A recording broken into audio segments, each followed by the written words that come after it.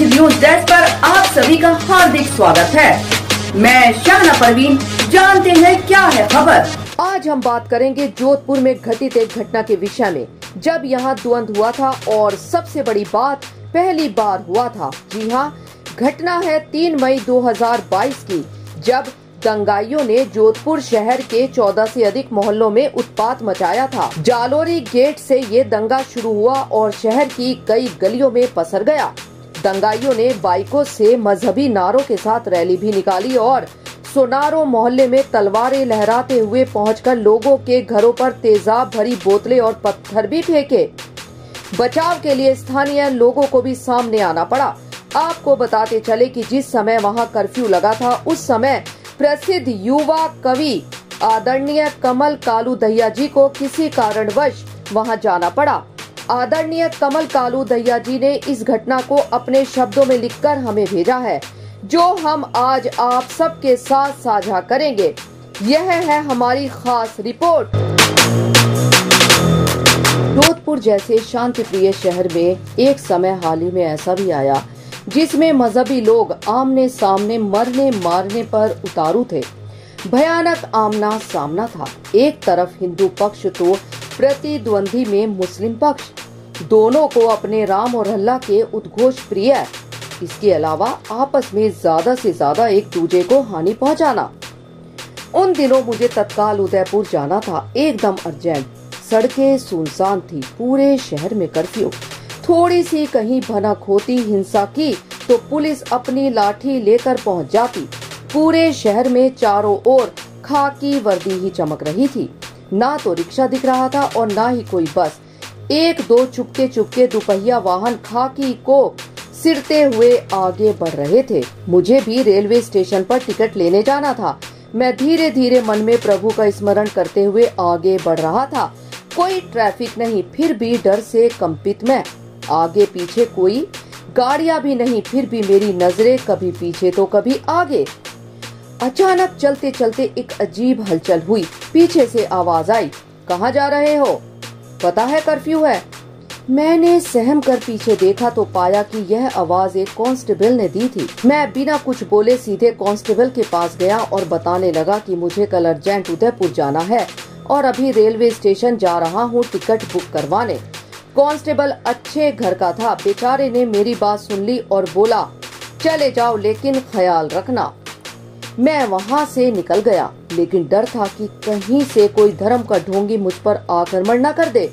मैं चलते चलते उस जगह पर से गुजर रहा था जहाँ से दोनों मजहबी भावनाएं आपस में टकरानी शुरू हुई थी। मैं वहाँ बंद दुकानों को ध्यान से देख रहा था और उस इलाके में फैले इधर उधर जूते पत्थर और कहीं कहीं रक्त के धब्बे मुझे डराने की ओर आकर्षित कर रहे थे। वहाँ अब भारी पुलिस बल तैनात था। वहाँ से गुजरने वाले के दुक्के राहगीर की जांच की जा रही थी। वैसे वहाँ से गुजरने वाले भी 1 2 3 ही थे। चारों ओर खाकी थी।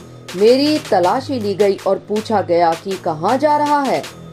1 2 बड़े अधिकारी अपने चश्मे के गोल ढक्कनों से आंखें बाहर निकालकर मुझे अजीब नजरों से देख रहे थे। शायद उनके लिए उग्रवादी मैं ही हूँ, पर खैर, जो तो मुझे वहाँ से निकलने में सफलता मिली। मैं सीधा रेलवे स्टेशन पहुँच गया। वहाँ से टिकट काउंटर चला गया।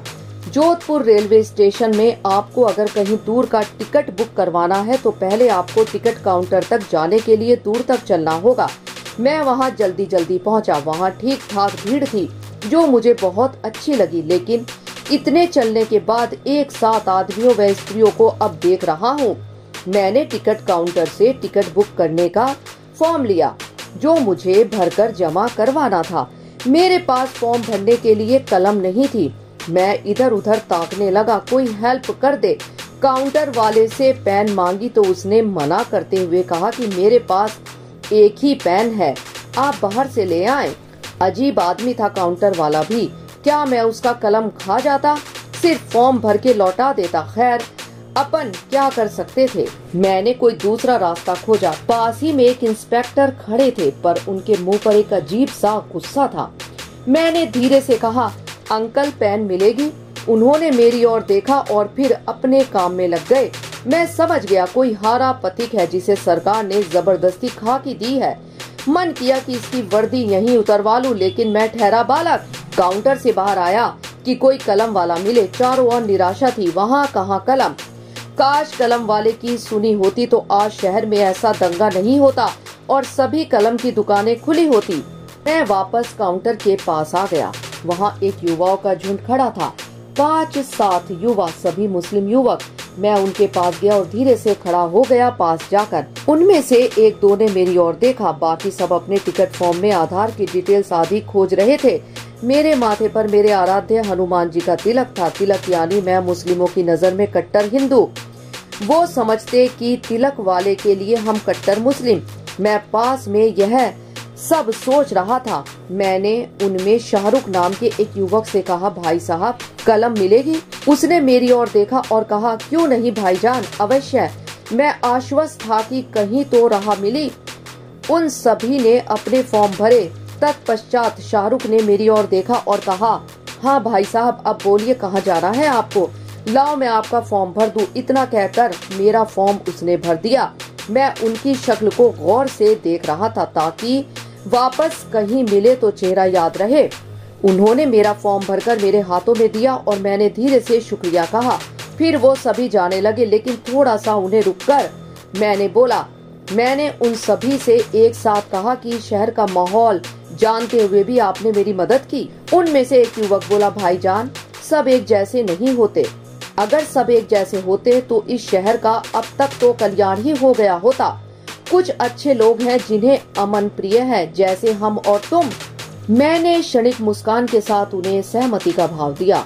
वो सब शायद इंदौर जा रहे थे, चले गए। मैं वहाँ खड़ा था और इंस्पेक्टर मुझे देख रहा था।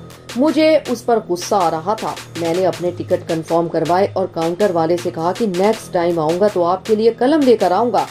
वो भी मुझे गुस्से में देख रहा था। मैं आगे बढ़ गया। उन युवकों ने जो वाक्य मुझे दिए थे उसी के सहारे शहर वापस जा रहा था मैं, लेकिन इस बार डरे डरे नहीं बल्कि मन में गुनगुनाते हुए कि मुझे अमन चाहिए, दंगा नहीं। यह शब्द थे कमल कालू दहिया जी के। जी हाँ, बेहद आश्चर्यजनक व देश समाज में अमन का पाठ पढ़ाने वाला वाक्य था ये। आज हमें कुछ पंक्तियां याद आ रही हैं। कलम की ताकत का अगर अंदाजा होगा, कलम की ताकत का अगर अंदाजा होगा, दुनिया में कभी अमन चैन भंग नहीं होगा। क्यों भूल जाते लोग ताकत कलम की? क्यों भूल जाते लोग ताकत कलम की? कलम से लिखे शब्दों से देश कभी अशांत नहीं होगा। करो प्रेम लेखन से और इसके महत्व से। प्रेम कलम से होगा तो कोई अप्रिय एहसास नहीं होगा। प्रखर गूंज चैनल आदरणीय कमल कालू दहिया जी का आभार प्रकट करता है कि उन्होंने इस घटना को हमारे चैनल के साथ शेयर किया। धन्यवाद। समाचार के बारे में आप अपनी राय कमेंट बॉक्स में जरूर बताएं। लाइक और सब्सक्राइब करना ना भूलें और अधिक ताजा तरीन खबरों के लिए जुड़े रहे प्रखर गूंज न्यूज डेस्क के साथ।